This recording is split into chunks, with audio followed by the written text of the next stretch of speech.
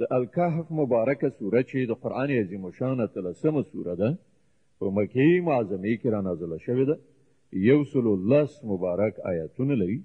تلاوت او پښتو ترجمه یې له لومړي آیت څخه اورئ. اعوذ بالله من الشیطان الرجیم. پناه وړم الله تعالی شړل شوي شیطان څخه. بسم الله الرحمن الرحیم. د الله په نوم چې ډېر زیات مهربان پورا رحم لرونکی دی. الحمد لله الذي أنزل على عبده الكتاب ولم يجعل له عوجا. ثنا ستاینه الله لره ده چې هغه پر خپل بنده دغه کتاب نازل کړ او په هغه کې کوم کوږوالی پرې نه ښود.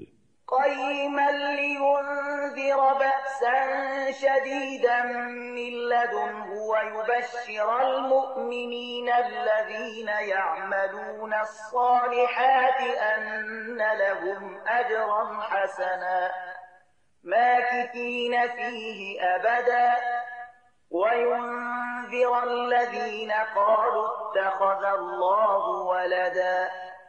د سمو سیخو خبرو ویونکی کتاب ترڅو چې خلکو ته د خدای د سخت عذاب اخطار ورکړي او ایمان راوړونکو نیک عملو ته د دې زیری ورکړي چې د هغو لپاره غوره اجر دی چې په هغې کې به هغوی د تل لپاره اوسیږي او هغه خلک وویروي چې وایي الله څوک په زوی ولۍ سره نیولی دی. ما لهم به من علم ولا لآبائهم كبرت كلمة تخرج من أفواههم إن يقولون إلا كذبا. د دې خبرې نه هغوی څه علم لري او نه د هغو پلار نیکه درلود. ستره خبره ده چې د دوی له خولې څخه راوځي. هغوی محض دروغ وایي. فلعلك باخع نفسك على آثارهم إن لم يؤمنوا بهذا الحديث أسفا.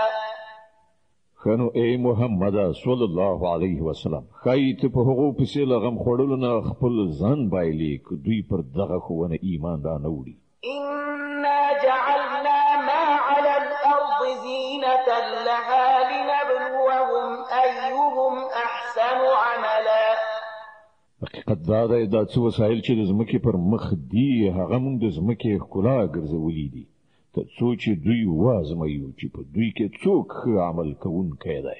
وإنا لجاعلون ما عليها صعيدا جرزا. په پای کې له دغو ټولو نه موږ یو هوار ډګر جوړونکي یو. أم حسبت أن أصحاب الكهف والرقيم كانوا من آياتنا عجبا.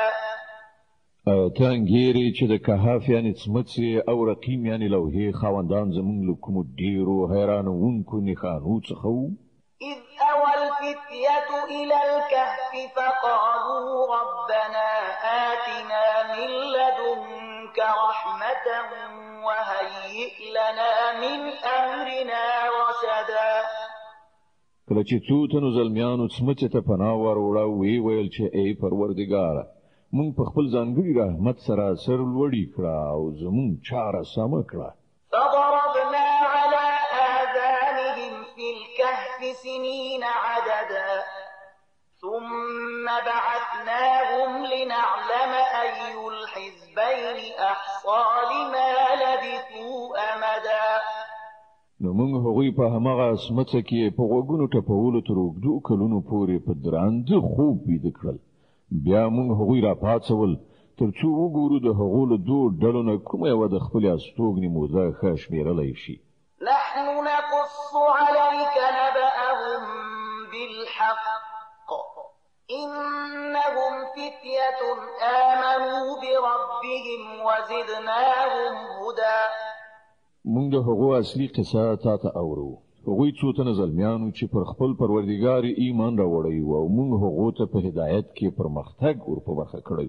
وربطنا على قلوبهم إذ قاموا فقالوا ربنا رب السماوات والأرض لن ندعو من دونه إلها لقد قلنا إذا شططا مونږ د هغو زړونه په هغه وخت کې محکم کړل یعنی قوت ورکړ چې کله هغوی پاتېدل او اعلان وکړ چې زمونږ رب خو فقط همغه ذات دی چې د اسمانونو او ځمکې رب دی مونږ به له هغه پرته نور کوم معبودان ونه بولو که مونږ دغسې وکړو نو بیخي بابیزه یعنی له سنجش نه لرې خبره به مو کړې وي هؤلاء قوم اتخذوا من دونه آلهة لولا يأتون عليهم بسلطان بين فمن أظلم ممن افترى على الله كذبا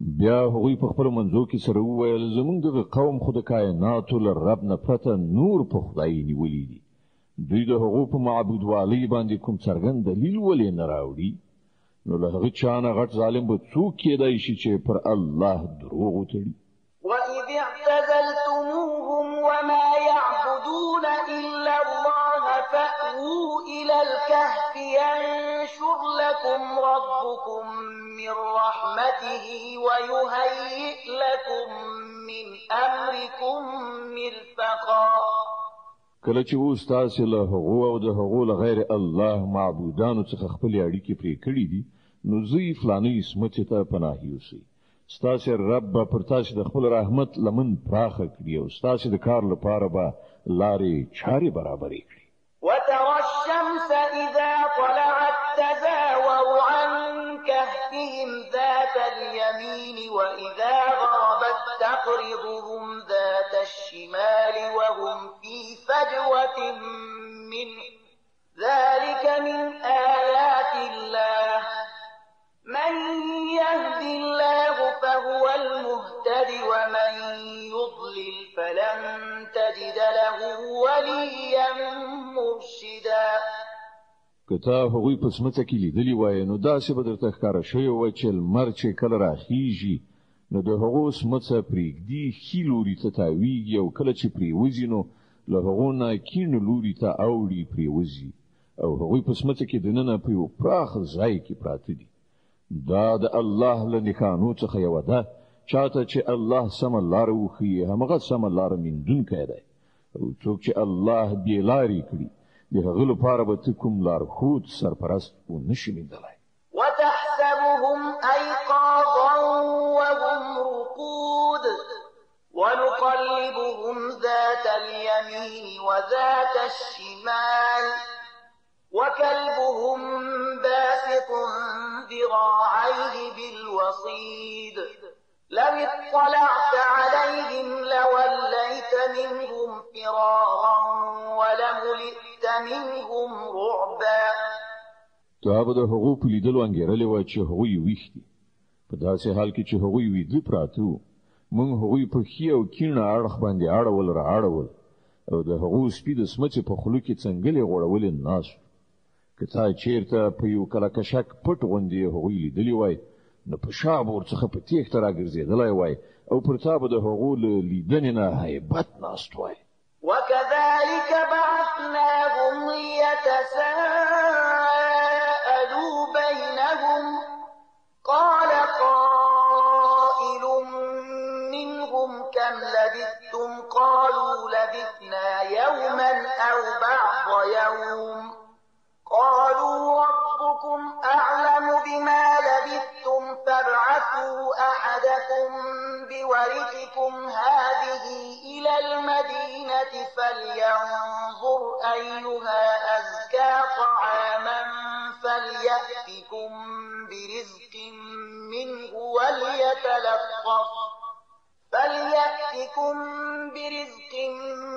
وليتلطف ولا يشعرن بكم أحدا او په دغه سه حیرانونکې صحنې سره موږ هغوی را پاتول ترڅو په خپل منځو کې یو څه پوښتنه ګوینه وکړي له هغو نه یو تن پوښتنه وکړه ووایه څومره ځنډ په دې حال کې پاتې شوي نور جواب ورکړ ښایي پوره یوه ورځ یا له هغې نه لږ څه کم به پاتې شوي بیا هغو وویل الله ښه پوهیږي چې زموږ څومره وخت په دغه حالت کې تیر شو زه یې اوس له خپلو نه یو تن ته د سپینو زرو دغه سکه ورکړئ ښار ته یې ولېږئ او هغه دې وګوري چې تر ټولو ښه خواړه چیرته موندل کیږي له هغه ځایه دې هغه یو څه د خوراک لپاره راوړي او باید چې لږ په هوښیارۍ سره کار وکړي داسې نه وي چې هغه څوک زموږ له دلته استوګنې نه خبر کړي إنهم إن يظهروا عليكم يرجموكم أو يعيدوكم في ملتهم ولن تفلحوا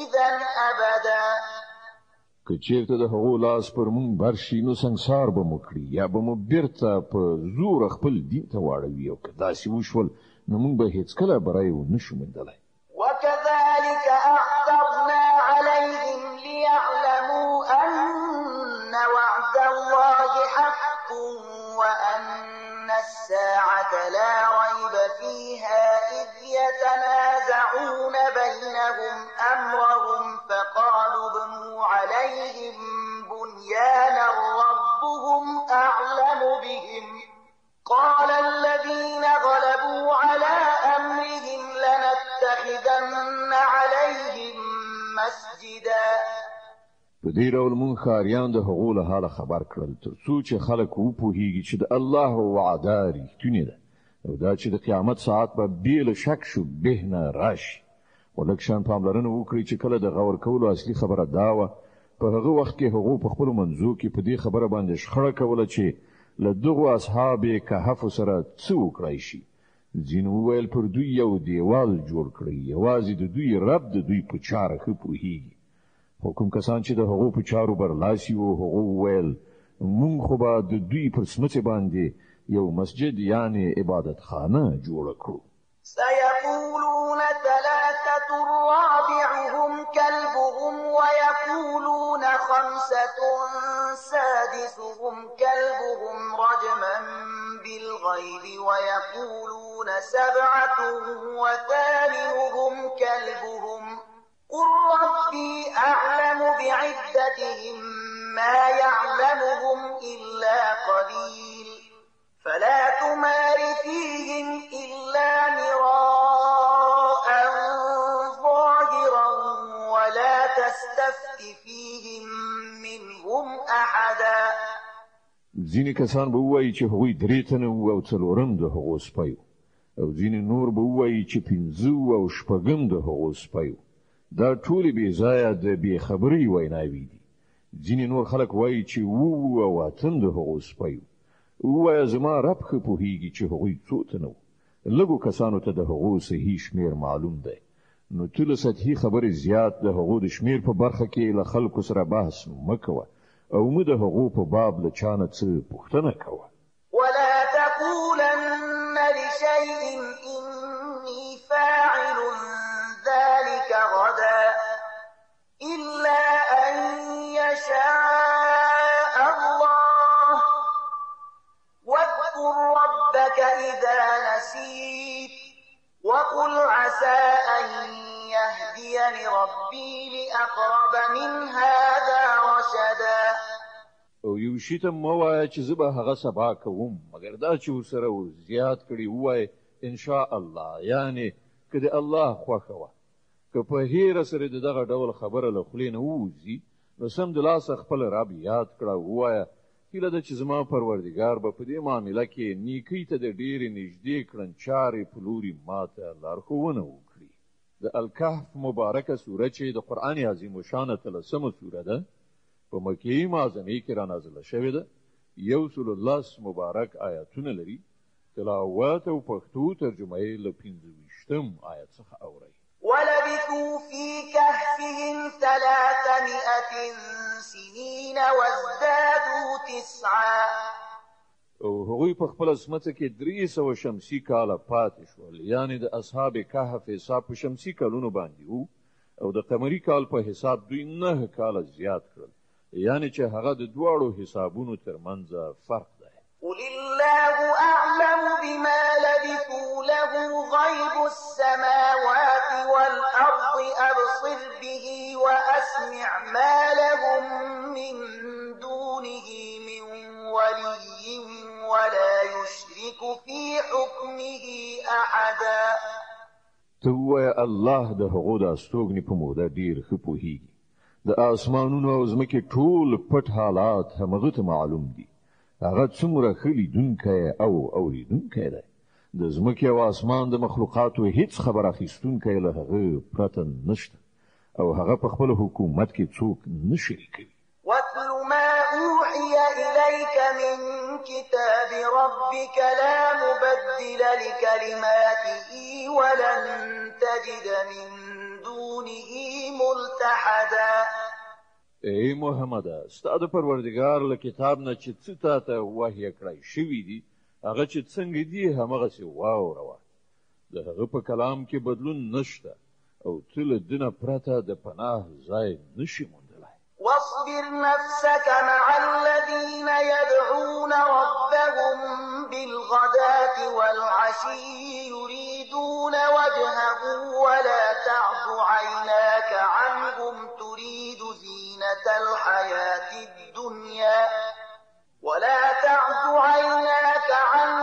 تريد زينة الحياة الدنيا ولا تطع من أغفلنا قلبه عن ذكرنا واتبع هواه وكان أمره فرطا.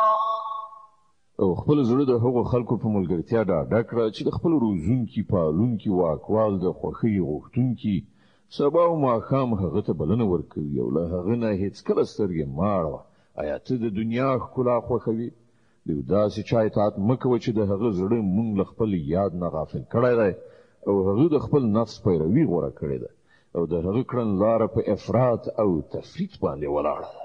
وقل الحق من ربكم فمن شاء فليؤمن ومن شاء فليكفر إنا أعتدنا للظالمين نارا أحاط بهم سرادقها وإن يستغيثوا يغاثوا بماء كالمهل يشوي الوجوه بئس الشراب وساءت مرتفقا.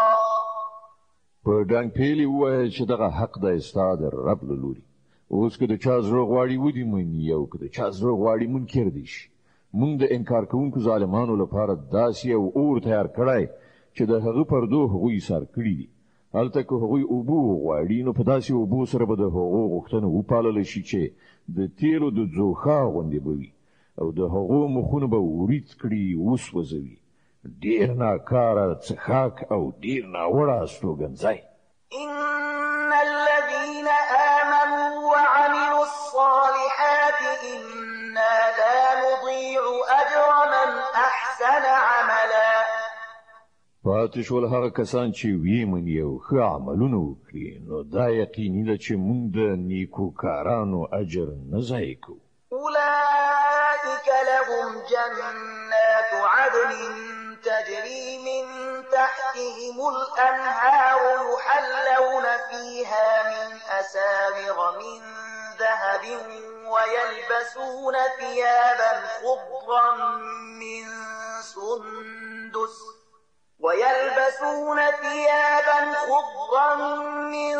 سندس وإستبرق متكئين فيها على الأرائك نعم الثواب وحسنت مرتفقا.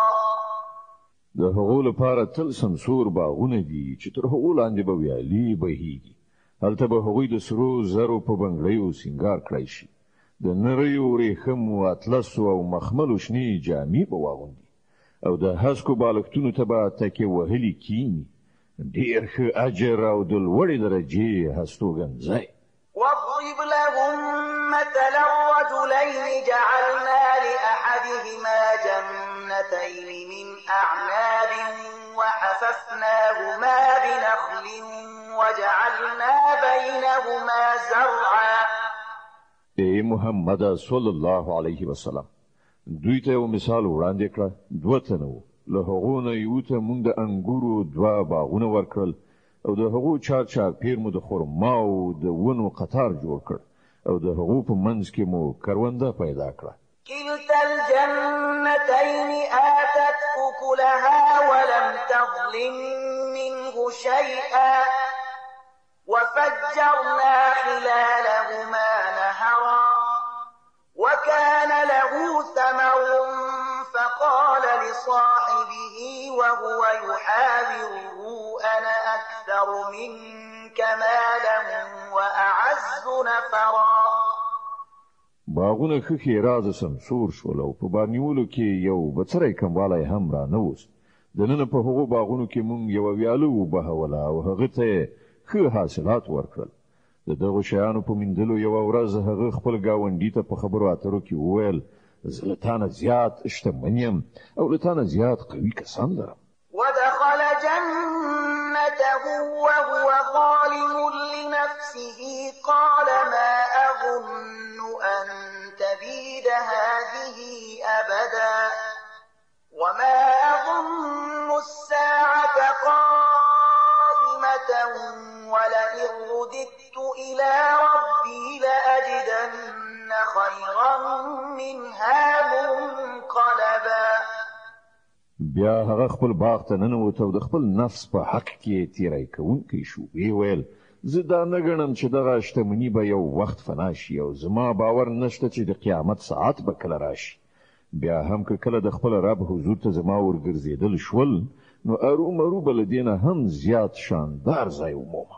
قال له صاحبه وهو يحاوره أكفرت بالذي خلقك من تراب ثم من نطفة ثم سواك رجلا. د هغه گاونډي په خبرو اترو کې هغه ته وویل آیا ته په هغه ذات کافر کیږي چې هغه ته له خاورې او بیا له نطفې څخه پیدا کړي او ته یو بشپړ سړی جوړ کړي؟ لكنه والله ربي ولا أشرك بربي أحدا. پاتې شوم زه نو زما رب خو همغه الله دی او زه له هغه سره هیڅوک نه شریکوم. ولولا إذ دخلت جنتك قلت ما شاء الله لا قوة إلا بالله إن ترني أنا أقل منك مالا وولدا فعسى ربي أن يؤتيني خيرا من جنتك ويرسل عليها حسبانا من السماء فتصبح صعيدا زلقا أو يصبح ماؤها غورا فلن تستطيع له طلبا. او کله چې ته خپل باغ ته ننوتلې نو په هغه وخت کې ستا له خولې نه دا ولې راونوتل چې دا همغه شی دی چې خدای غوښتی دی، پرته له خدایه بل قدرت نشته. که ته ما په مال او اولاد کې له خپله ځانه ټیټ وینې نو لرې نه ده چې زما رب ما ته ستا له جنت یعنې باغ نه ډېر غوره را په برخه کړي او ستا په باغ باندې له اسمانه کوم آفت راولېږي چې په هغه سره هغه سپیره ډاګ جوړ شي یا د هغه اوبه په ځمکه کې پرېوځي او بیا ته هغه په هیڅ شان راو نشي ویستلی. وأحيط بثمره فأصبح يقلب كفيه على ما أنفق فيها وهي خاوية على عروشها ويقول يا ليتني لم أشرك بربي أحدا. په پای کې داسې وشول چې د هغه ټوله میوه تباه شوه او هغه د خپلو انګورو باغونه په څپرو باندې چپا غورځېدلي ولیدل. په خپل لګښت باندې چې په هغه باغ کې کړی و لاسونه یو په بل ومخل او ویې ویل چې کاشکې ما له خپل پروردګار سره څوک شریک نه وای ګڼلی. ولم تكن له فئة ينصرونه من دون الله وما كان منتصرا هنالك الولاية لله الحق هو خير ثوابا وخير عقبا. د الله په پرېښودلو سره داسې ونشول چې له هغه سره کوم لښکر اوسي چې له هغه سره یې مرسته کړې وای او نه هغه دا وکړای شول چې په خپله د دغه آفت مخه ونیولی شي. په هغه وخت کې څرګنده شوه چې د کارسازي واک برحق خدای لره دی. پیرزوینه همغه بهتره ده چې هغه یې وکړي او عاقبت همغه ښه دی چې هغه یې وښي. د الکهف مبارکه سوره چې د قرآن عظیم شان 13مه سوره ده په مکې معظمه کې را نازله شوې ده 110 مبارک آیاتونه لري تلاوت او پښتو ترجمه یې له 15 آیت څخه اوري واضرب لهم مثل الحياة الدنيا كماء أنزلناه من السماء فاختلط به نبات الأرض فأصبح هشيما تذروه الرياح وكان الله على كل شيء مقتدرا. او ای پیغمبر صلی الله علیه وسلم دوی ته د دنیا د ژوندانه حقیقت په دې مثال سره وپوهوه چې نن موږ له اسمانه اوبه ورولې نو د ځمکې شنیلای ښه زرغون شو او سبا همغه شنیلي بوس شول چې بادونه یې په هوا وړي الله په هر څه باندې قادر دی. المال والبنون زينة الحياة الدنيا والباقيات الصالحات خير عند ربك ثوابا وخير أملا. دغه مال او دغه اولاد یوازې د دنیوي ژوندانه یو موقتی ښکلا ده په اصل کې خو پایښت لرونکي نیکۍ ستا د رب په نزد د نتیجې په لحاظ سره ډېرې غوره دي او په همغو پورې ښې هیلې تړل کېدای شي. ويوم نسير الجبال وترى الأرض بارزة وحشرناهم فلم نغادر منهم أحدا. اندېښنه د هغې ورځې په کار ده چې کله مونږ غرونه وخوځوو او ته ځمکه بیخي له غړه ومومې او مونږ به ټول انسانان په دغه ډول تر محاصرې لاندې راټول کړو چې له مخکنیو وروستنیو نه یو به هم پرې نه ږدو. وعرضوا على ربك صفا لقد جئتمونا كما خلقناكم أول مرة بل زعمتم أن لن نجعل لكم موعدا.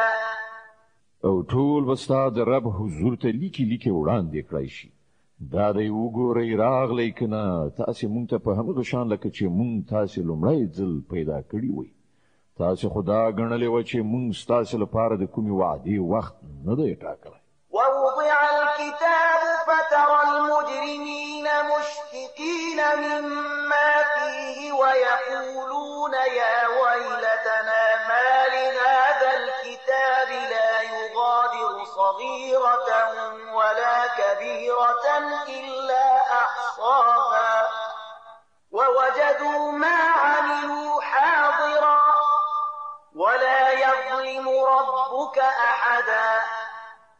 او د عملنامې کتاب به مخې ته کېښودل شي په هغه وخت کې به ته وګورې چې مجرمان به د خپل ژوند د کتاب ثبت شوو چارو نه ویریدونکي وي او ویونکي به وي چې هاي زمونږ بده بخته دا څنګه کتاب دی چې زمونږ هیڅ وړوکی غټ حرکت داسې نه دی پاتې چې په ده کې درد شوی نه وي هر څه چې هغوی کړي وو هغه ټول به خپلې مخې ته حاضر ومومي او ستا رب به پر هیچ چا یو بڅری ظلم ونه کړي. وَإِذْ قُلْنَا لِلْمَلَائِكَةِ اسْجُدُوا لِآدَمَ فَسَجَدُوا إِلَّا إِبْلِيسَ كَانَ مِنَ الْجِنِّ فَفَسَقَ عَنْ أَمْرِ رَبِّهِ أَفَتَتَّخِذُونَهُ وَذُرِّيَّتَهُ أَوْلِيَاءَ مِن دُونِي وَهُمْ لَكُمْ عَدُوٌّ بِئْسَ لِلظَّالِمِينَ بَدَلًا. یاد کړه چې کله مونږ پرښتو ته وویل چې آدم علیه السلام ته سجده وکړئ نو هغوی سجده وکړه خو ابلیس ونه کړه هغه له پیریانو څخه و ځکه د خپل رب د حکم له منلو نه ووت. اوس آیا تاسې له ما څخه پرته هغه او د هغه زوجات خپل سرپرستان نیسئ په داسې حال کې چې هغوی ستاسې دښمنان دي ډېره ناوړه بدله ده چې ظالمان یې غوره کوي. ما أشهدتهم خلق السماوات والأرض ولا خلق أنفسهم وما كنت متخذ المضلين عبدا. ما د اسمانونو او ځمکې د پیدا کولو په وخت کې هغوی نه و رابللي او نه مې پخپله د هغو په پیدایښت کې هغوی شریک کړي وو. زما دا کار نه دی چې ګمراه کوونکي خپل مرستیالان وګرځوم. ويوم يقول نادوا شركائي فدعوهم فلم يستجيبوا لهم وجعلنا بينهم موبقا. او دغه کسان به په هغه ورځ څه وکړي چې د دوی رب دوی ته ووایي چې اوس هغه هستي راوبلئ چې هغه مو له ما سره شریکان ګڼلي وو. دوی به هغه وبلي خو هغوی به د دوی مرستې ته رانشي او موږ به د هغو په منځ کې د تباهۍ همدا یوه کنده شریکه کړو. ورأى المجرمون النار فظنوا أنهم مواقعوها ولم يجدوا عنها مصرفا. ټول مجرمان به په هغه ورځ اور وویني او بانګیري چې اوس هغوی پکې لویدونکي دي او هغوی به له هغه څخه د ژغورل کېدو هیڅ د پناه ځای ونه مومي.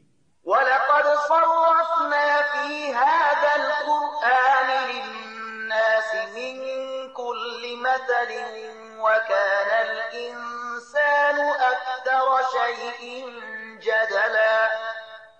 مونږ په دې قرآن کې خلق په هر ډول وپوهول خو انسان ډیر زیات جګړه مار دی. وما منع الناس أن يؤمنوا إذ جاءهم الهدى ويستغفروا ربهم إلا أن تأتيهم سنة الأولين أو يأتيهم العذاب قبلا. هغه ته چې کله هدایت راغی نو د هغه لمنلو او د خپل رب له حضور څخه له بخښنې غوښتلو نه هغوی څه شي منع کړل. له دې پرته نور هیڅ نه دي چې له هغو سره همغه څه وشي چې له مخکنیو قومونو سره شوي دي یا دا چې هغوی عذاب مخامخ راتلونکی وویني. وما نرسل المرسلين إلا مبشرين ومنذرين ويجادل الذين كفروا بالباطل ليدحضوا به الحق واتخذوا آياتي وما أنذروا هزوا. مونږ پیغمبران له دې کار نه پرته د کوم غرض لپاره نه لیږو چې هغوی د زیری ورکولو او اخطار ورکولو دنده سرته ورسوي. خو د کافرانو حال دا دی چې هغوی د باطل وسله راخیستې د حق د ټیټ ساري ښودلو هڅه کوي او هغوی زموږ آیاتونه او هغه اخطارونه چې ورکړل شول ټوکې ګڼلي دي. ومن أظلم ممن ذكر بآيات ربه فأعرض عنها ونسي ما قدمت يداه إنا جعلنا على قلوبهم أكنة أن يفقهوه وفي آذانهم وقرا وإن تدعهم إلى الهدى فلن يهتدوا إذا أبدا. او له هغه چانه غټ ظالم بل څوک دی چې هغه ته د هغه د پروردګار د آیاتونو په اورولو نصیحت وشي او هغه ورڅخه مخ واړوي او هغه ناوړه عاقبت هیر کړي چې د هغه سرشته د ځان لپاره په خپل لاسونو سره کړی ده. کوم کسانو چې دغه کړن لار کړی ده د هغو پر زړونو مونږ داسې پوخه چولای دی چې نه پریږدو هغه د قرآن په خبرو وپوهیږي او د هغو په غوږونو کې مو کونوالی پیدا کړی دی. ځکه هغوی هر څومره د هدایت خواته وبلي هغوی به په دې حالت کې هیڅکله سمه لاره ونه مومي. وربك الغفور ذو الرحمة لو يؤاخذهم بما كسبوا لعجل لهم العذاب بل لهم موعد لن يجدوا من دونه موئلا. ستا رب خورا بخونکی او رحم کوونکی دی. هغه که د دوی په کړو وړو باندې د دوی مؤاخذه کول غوښتلی نو سم د لاسه به یې عذاب لېږلی وای. خو د دوی لپاره د وعدې یوه نیټه ټاکل شوې ده او دوی به له هغې نه د ځان ژغورلو او تېښتې هیڅ لاره ونه مومي. وتلك القرى أهلكناهم لما ظلموا وجعلنا لمهلكهم موعدا. دا په عذاب اخته شوي کلي ستاسې تر نظر لاندې موجود دي. دوی چې کله ظلم وکړ نو موږ دوی هلاک کړل او د دوی هر یو د هلاکت لپاره موږ نیټه ټاکلې وه. وإذ قال موسى لفتاه لا أبرح حتى أبلغ مجمع البحرين أو أمضي حقبا.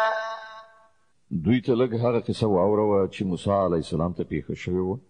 کله چې موسی علیه السلام خپل خدمتګار ته ویلي و چې زه به تر هغه خپل سفر پای ته ونه رسوم تر څو چې د دواړو سیندونو یو ځای کېدو حتی ونه رسیږم که نه نو زه به تر ډېره وخته پورې همداسې روان یم. فلما بلغا مجمع بينهما نسيا حوتهما فاتخذ سبيله في البحر سربا. نو کله چې هغوی دواړه د هغو دواړو سیندونو د یو ځای کېدو حتی ورسېدل نو له خپل ماهي نه غافل شول او هغه په داسې شان په سیند کې لاړ لکه چې کومه پخه لاره جوړه شوې وي. فلما جاوزا قال لفتاه آتنا غداءنا لقد لقينا من سفرنا هذا نصبا. وړاندې چې لاړل موسی علیه السلام خپل خدمتګار ته وویل راوړه زموږ سباناری د نن ورځې په سفر کې خو موږ ډېر زیات ستومانه شوي یو. قال أرأيت إذ أوينا إلى الصخرة فإني نسيت الحوت وما أنسانيه إلا الشيطان أن أذكره واتخذ سبيله في البحر عجبا. خدمتګار وویل ته ولیدل دا څه وشول؟ کله چې موږ د هغه کټ سره دمه جوړه کړې وه په هغه وخت کې ماهي ته زما پام نه شو او شیطان زه داسې په غفلت کې واچولم چې تا ته د هغه یادول راڅخه هیر شول. ماهي خو په عجیبه ډول ووت په سیند کې لاړ. قال ذلك ما كنا نبغ فارتدا على آثارهما قصصا فوجدا عبدا من عبادنا آتيناه رحمة من عندنا وعلمناه من لدنا علما. موسی علیه السلام وویل مونږ خو د همدې په لټه کې وو. نو هغوی دواړه په خپلو پلونو قدم په قدم په شا ستانه شول او هلته هغوی زموږ له بندګانو څخه یو بنده ومینده چې هغه مونږ په خپل رحمت سرلوړی کړی او له خپل لوري نه مو یو خاص علم ور په برخه کړی. قال له موسى هل أتبعك على أن تعلمني مما علمت رشدا. موسی علیه السلام هغه ته وویل آیا زه له تا سره پاتې کېدای شم تر څو چې ته ما ته هغه علم را زده کړې چې تا ته درښودل شوی دی؟ قال إنك لن تستطيع معي صبرا. هغه ځواب ورکړ ته له ما سره صبر نشې کولی.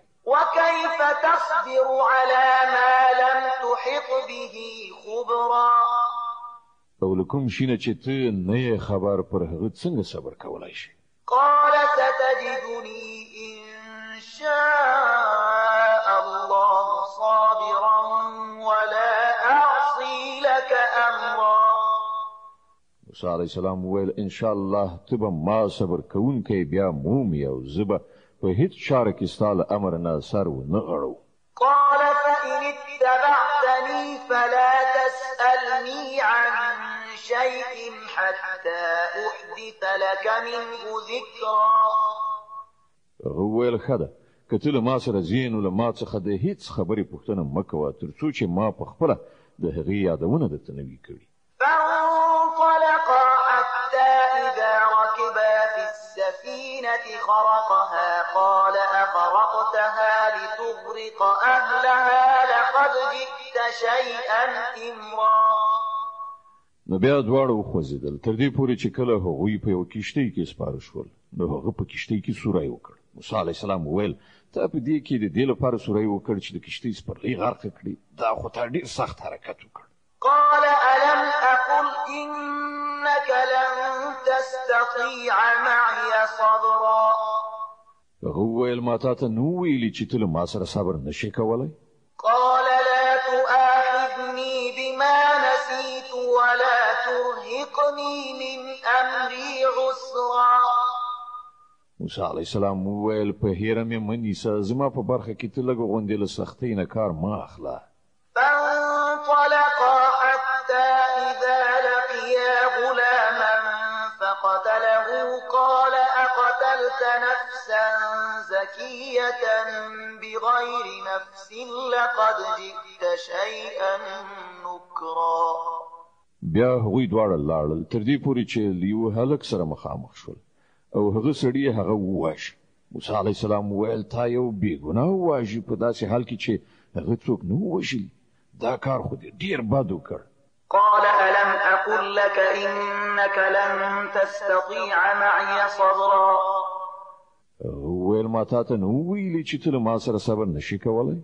قال إن سألتك عن شيء بعدها فلا تصاحبني قد بلغت من لدني عذرا. موسی علیه السلام وویل دې نه وروسته که ما در څخه د څه پوښتنه وکړه نو بیا ته ما له ځانه سره مه پرېږده.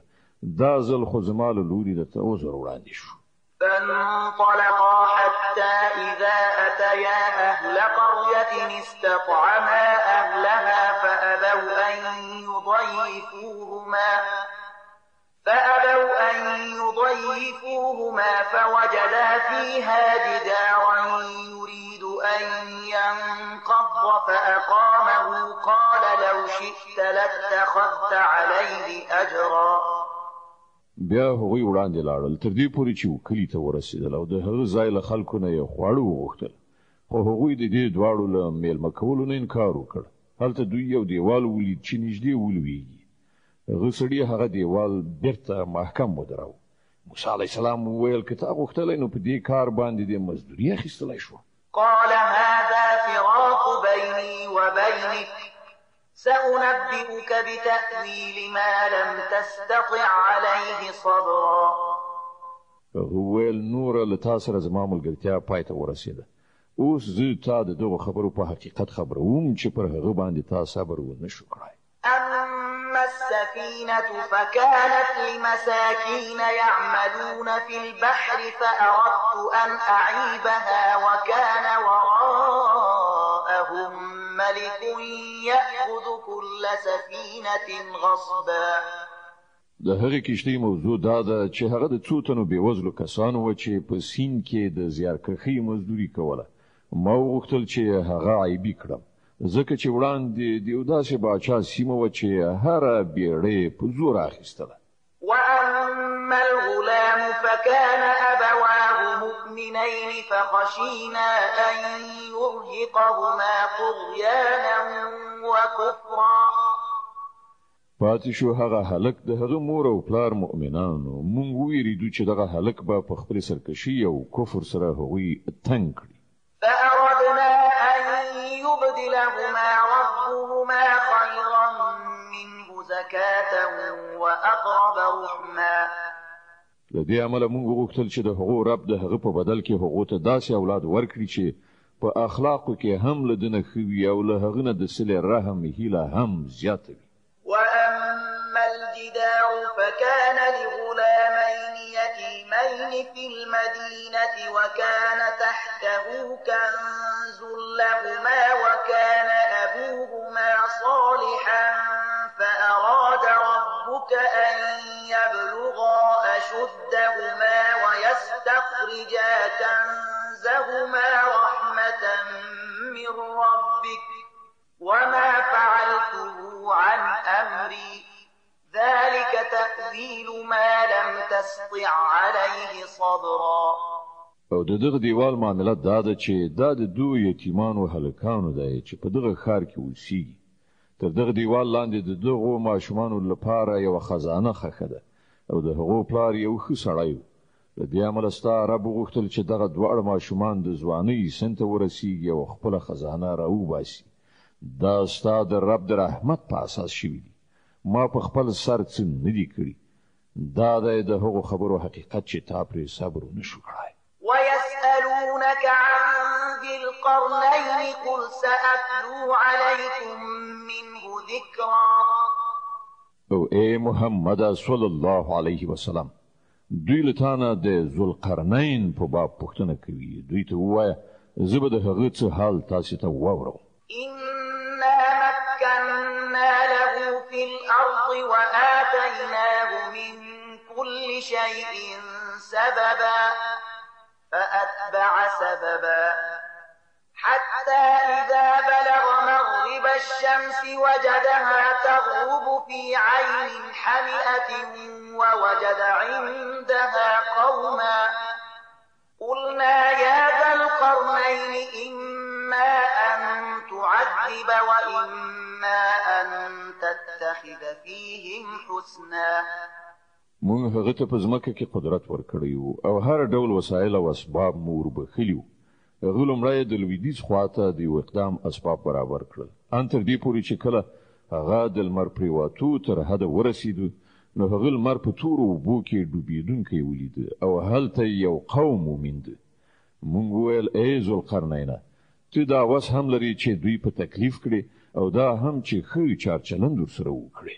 قال أما من ظلم فسوف نعذبه ثم يرد إلى ربه فيعذبه عذابا نكرا. هغه ویل څوک چې له دوی نه ظلم وکړي مونږ به هغه ته سزا ورکړو بیا به هغه د خپل رب لوري ته ورګرځول شي او هغه به ورته لا سخت سزا ورکړي. وأما من آمن وعمل صالحا فله جزاء الحسنى وسنقول له من أمرنا يسرا. او له دوی نه چې څوک ایمان راوړي او ښه عمل وکړي د هغه لپاره غوره مکافات دی او موږ به ورته اسانه حکمونه ورکړو. ثم أتبع سببا حتى إذا بلغ مطلع الشمس وجدها تطلع على قوم لم نجعل لهم من دونها سترا كذلك وقد أحطنا بما لديه خبرا. بیا هغه د یو بل اقدام تیاری ونیو تر دې پورې چې د لمر خاته حتی ورسېد. هلته یې ولیدل چې لمر په یو داسې قوم باندې راخیږي چې موږ د هغه لپاره له تودوخې نه د ژغورل کېدو څه لاره چاره نه ده برابره کړې. د هغو دغه حال او له ذوالقرنین سره چې څه وو په هغه باندې موږ پوهېدلو. ثم أتبع سببا حتى إذا بلغ بين السدين وجد من دونهما قوما لا يكادون يفقهون قولا. بیا هغه د یو بل اقدام لارې چارې برابرې کړې تر دې پورې چې کله د دوه غرونو منځ ته ورسېد. له هغو سره هغه یو داسې قوم بیا مون چې په ډېره سختۍ سره په کومه خبره پوهېده. قالوا يا ذا القرنين إن يأجوج ومأجوج مفسدون في الأرض فهل نجعل لك خرجا على أن تجعل بيننا وبينهم سدا. هغو خلکو ویل چې ای ذوالقرنین یاجوج او ماجوج په دې سیمه کې فساد خوروي نو آیا مونږ تاته د دې لپاره څه محصول درکړو چې ته زمونږ او د هغو په منځ کې یو بند واچوي؟ قال ما مكنني فيه ربي خير فأعينوني بقوة أجعل بينكم وبينهم ردما. هغه ویل څه چې زما پروردګار ما ته را په برخه کړي دي هغه ډېر دي. تاسې په بشري قوا له ما سره مرسته وکړئ. زه ستاسې او د هغو په منځ کې بند اچوم.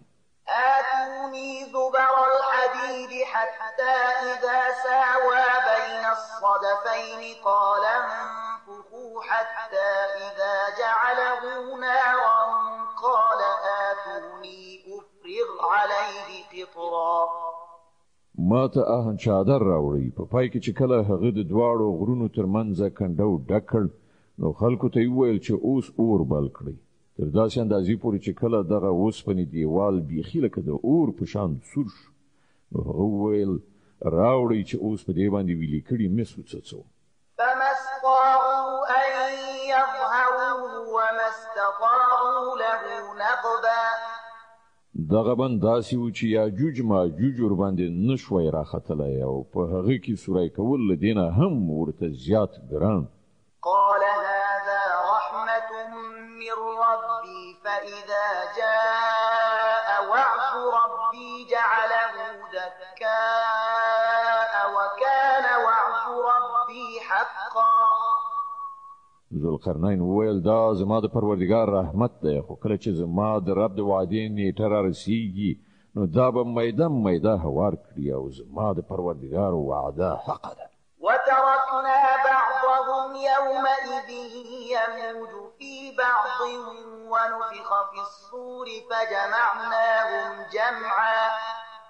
وعرضنا جهنم يومئذ للكافرين عرضا الذين كانت أعينهم في غطاء عن ذكري وكانوا لا يستطيعون سمعا او په هغه ورځ به موږ خلک پریږدو چې د سمندر د څپو غوندې په خپلو منځو کې سره وپرځوي او شپېلۍ پوکړی شي او موږ به ټول انسانان یو ځای راغونډ کړو او همغه ورځ به وي چې موږ دوزخ کافرانو ته ور مخې ته کړو د هغو کافرانو مخې ته چې زما د نصیحت خواته ړانده شوي وو او د څه شي اورېدلو ته له سره تیار نه وو أفحسب الذين كفروا أن يتخذوا عبادي من دوني أولياء إنا أعتدنا جهنم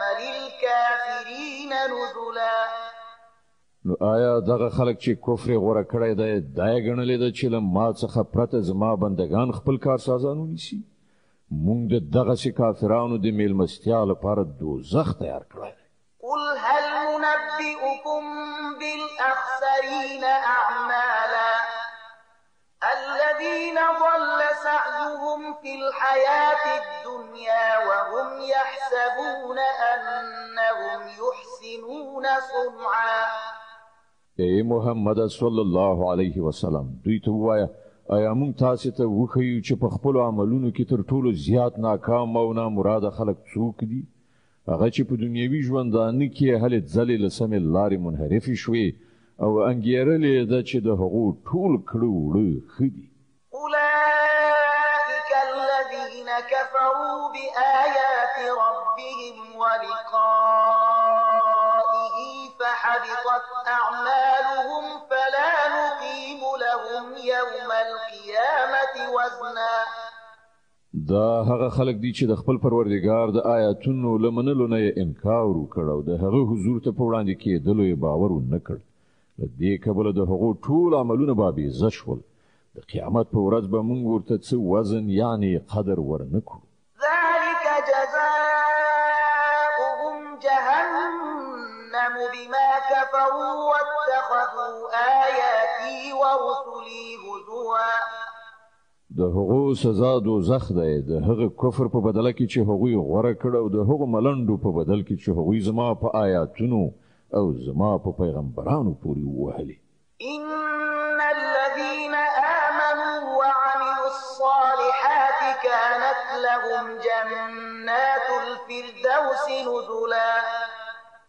خالدين فيها لا يبغون عنها حولا البته کوم کسانو چې ایمان راوړ او ښه عملونه یې وکړل د هغو میلمستون به د فردوس باغونه وي چې هغوی به پکې د تل لپاره اوسیږي او هیڅکله به له هغه ځایه وتل او چېرته تلل د هغو زړه ونه غواړي قل لو كان البحر مدادا لكلمات ربي لنفد البحر قبل أن تنفد كلمات ربي ولو جئنا بمثله مددا ای محمد صلی الله علیه وسلم وایي چې که سمندر زما د رب د خبرو د لیکلو لپاره سیاهي شي نو هغه به ختم شي خو زما د رب خبرې به پای ته نه وي رسېدلې بلکې که موږ هم دومره سیاهي نوره هم راوړو نو هغه به هم بس ونه کړي قل إنما أنا بشر مثلكم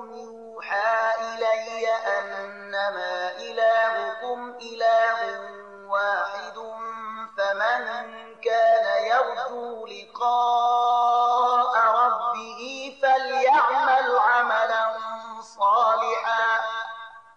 فمن كان يرجو لقاء ربه فليعمل عملا صالحا ولا يشرك بعبادة ربه أحدا. ای محمد صلی الله علیه وسلم وایي چې زه خو ستاسې په څیر یو انسان یم ما ته وحی کیږي چې ستاسې خدای همدا یو خدای دی نو څوک چې له خپل پروردګار سره د یو ځای کېدو په هیله وي هغه ته پکار ده چې ښه عمل وکړي او په بندګۍ کې له خپل رب سره بل څوک شریک نه کړي.